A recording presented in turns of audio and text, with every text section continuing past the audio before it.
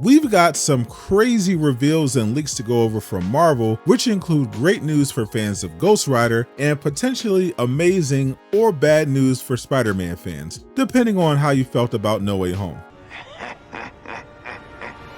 What it do, Durag Nation? I'm back with Super News, bringing you the latest superhero news in 5 minutes or less, because I respect your time if you subscribe. So if this information was valuable, hit the like button so it reaches more people, but if it wasn't for you, change it to a dislike. First, let's go over some pretty cool MCU news before we start getting controversial. Fans of Marvel Rivals will be happy to know that our best boy Jeff the Landshark will be officially joining the MCU. This was confirmed by Brad Winderbaum, who is the head of streaming, TV, and animation at Marvel Studios, during an interview where he was promoting season 3 of Marvel's What If, which just premiered 18 hours earlier than originally scheduled. He couldn't tell us when, but said we should eventually expect the adorable killing machine to pop up in a future project, which I'm absolutely here for. I'll give you a layup, Brad. Put him in a Deadpool project. Done. Easy. Fans of Ghost Rider will also be pleased to know Nicolas Cage will be returning as Johnny Blaze in an upcoming Marvel project, according to Daniel RPK, who is probably the most reliable insider in the entertainment space, particularly when it comes to Marvel stuff.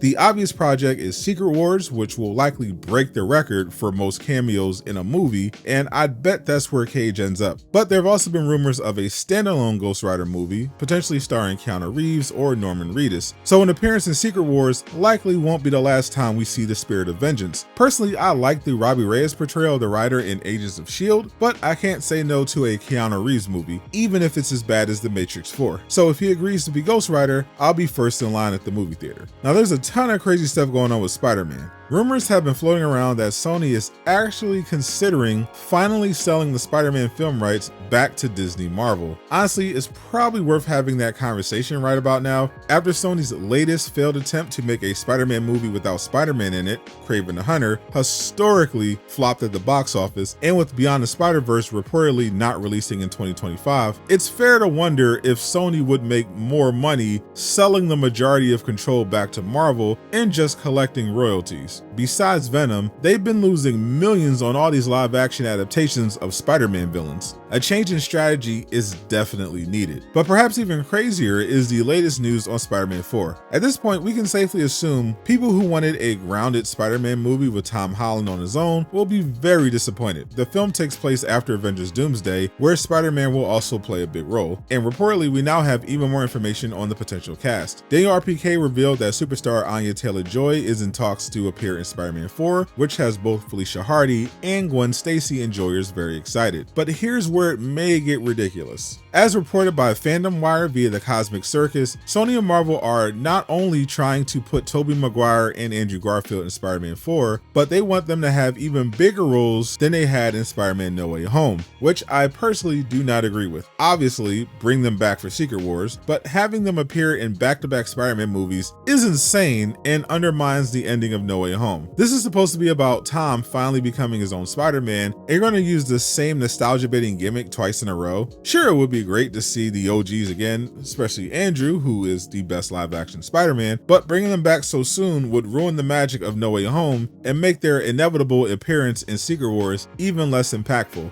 I hope this is a rumor that isn't true, and if it is, I hope they reconsider. Now, it's possible they do this, but come up with an amazing script that proves me wrong, which I would be totally okay with. And to be fair, Marvel has really started turning things around lately. In fact, it looks like they are finally going to stop ruining the Incredible Hulk and give him the proper respect. Click the video on screen to learn more.